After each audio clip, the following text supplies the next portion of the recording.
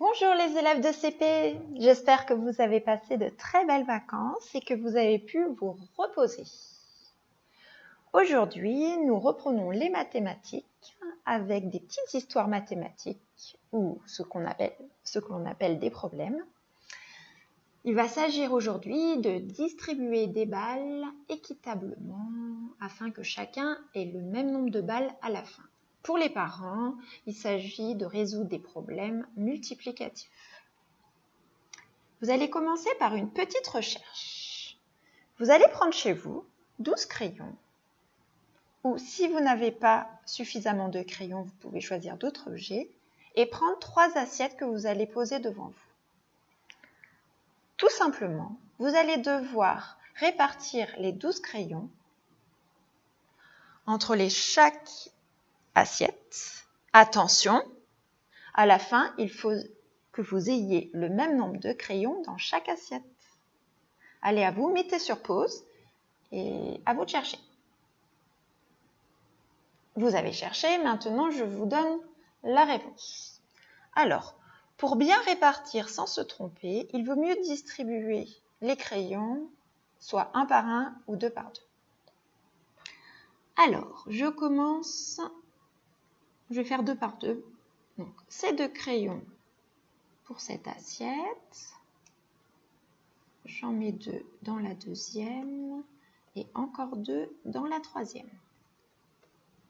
Je vais distribuer maintenant un par un, encore un et encore un. Et enfin, un quatrième crayon pour chaque assiette. Vous voyez, nous avons bien le même nombre de crayons dans chacune des assiettes.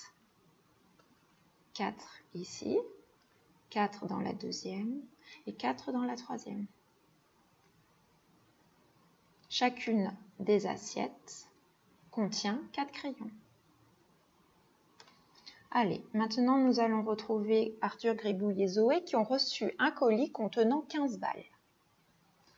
Et ils veulent se partager ces 15 balles, mais à la fin du partage, il faut qu'ils aient tous les trois le même nombre de balles. Vous devez trouver combien chacun en aura. Vous pouvez, donc prenez une feuille de papier, mettez sur pause la vidéo. Et vous pouvez utiliser soit le dessin, soit les calculs. À vous de chercher.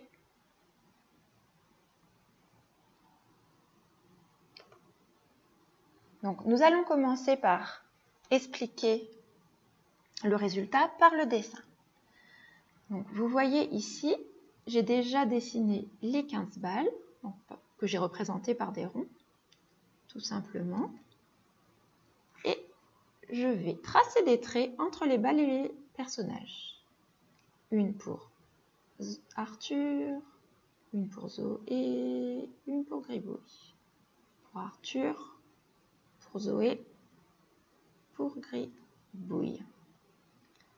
Pour Arthur, pour Zoé, pour Gribouille.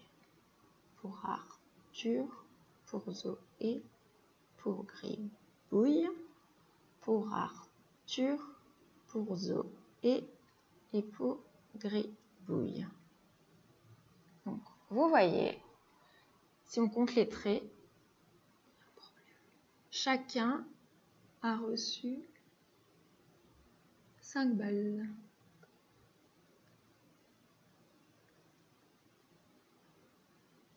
Vous voyez 1, 2, 3, 4, 5, 1, 2, 3, 4, 5, 1, 2, 3, 4, 5. Donc, chacun aura 5 balles. Alors, vous voyez, là, on partage 15 objets. C'est pas forcément très pratique le dessin. On va passer maintenant par le calcul. On va utiliser un calcul, on va ajouter les nombres au fur et à mesure. Donc, par exemple, je me dis, tiens, chacun des personnages va recevoir 2 balles. J'écris 2, ça c'est pour Arthur, plus 2 pour Zoé, plus 2 pour Gribouille. 2 plus 2, 4, plus 2, 6. C'est vraiment trop petit. Allez, je vais tout de suite passer à 4 balles pour chaque personnage. 4, plus 4, plus 4, 4 plus 4 égale 8. 8 plus 4 égale 12. Ah, c'est encore trop petit, mais je me rapproche. Je vais donc distribuer 5 balles à chacun des personnages. J'écris 5 plus 5 plus 5.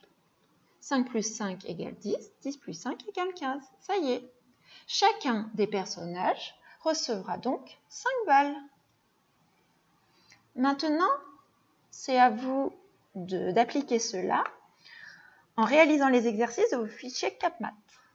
Donc les exercices qui ont un lien avec ce que nous venons de faire sont les exercices 3, 4 et 5.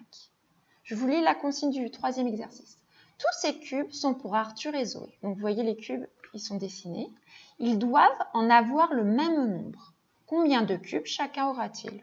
Vous pouvez écrire dans le cadre votre calcul. Exercice 4. Cette fois-ci, les cubes ne sont pas dessinés, mais ici, vous avez le nombre de cubes qu'il y a en tout. Tous ces cubes sont pour Arthur et Zoé. Ils doivent en avoir le même nombre. Combien de cubes chacun aura-t-il? Donc pareil, calcul ou dessin. Ici, vous écrivez la réponse. Arthur aura tant de cubes, Zoé aura tant de cubes.